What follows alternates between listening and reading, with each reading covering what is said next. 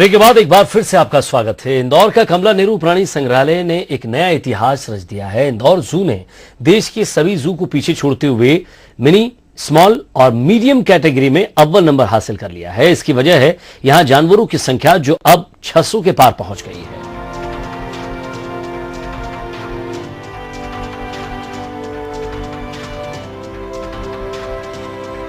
कुछ दिन पहले आय के मामले में जो इंदौर जू करोड़पति बना था, उसने एक नया कीर्तिमान रचा है।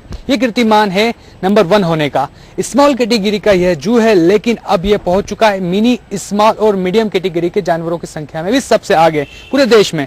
सिर्फ जानवरों की संख्या के मामले में नहीं, बल्कि ब्रीडिंग में भी इंदौर का जू नंबर 1 है। और क्यों है, इसके पीछे आपको एक वजह मैं दिखाऊंगा यहाँ पर कि आप देखेंगे fox conservation and breeding centre बना है। असल में ये पूरे इंडिया में एकमात्र है जो ऐसा ब्रीडिंग सेंटर है जिसमें जानवरों की हिफाजत, खासकर फॉक्स की। जो फॉक्स है काफ़ी शर्मीला है। इतना शर्मीला जानवर होने की वजह से, इंसानों की चहलकदमी बढ़ने की वजह से इसने अपने वंश को आगे बढ़ाना ही छोड़ दिया था। कितनी तकलीफें आती है या कितना एक्स्ट्रा एफर्ट्स करना पड़ते हैं, हम जानेंगे जू कीपर राकेश यादव से। राकेश जी, सामान्य पिंजरे होते हैं जहाँ पे डिस्प्ले के लिए जानवर होते हैं, लेकिन ब्रीडिंग सेंटर होना अपने आप में एक बड़ी बात है। इंदौर जू में है देश का पहला। क्या अलग है इसमें, कितनी अलग मशक्कत करना पड़ती है? खासकर ब्रीडिंग कराने के लिए उनको नेचुरल वातावरण देना पड़ता है। और ख़ास दूसरी चीज़, जू में पब्लिक रहती है। ब्रीडिंग सेंटर हम बिल्कुल पब्लिक ऑफ डिस्प्ले रखते हैं, जहाँ पर पब्लिक का कोई इंटरफेयर नहीं होता, कोई वहाँ जाता नहीं है। यहाँ तक कि हमारे कीपर जो हैं वो भी सिर्फ एक बार जब फूड के टाइम जाते हैं और दूसरा क्लीनिंग के टाइम है। उसके अलावा उसकी पूरी मॉनिटरिंग कैमरे से, सीसीटीवी कैमरे से की जाती है।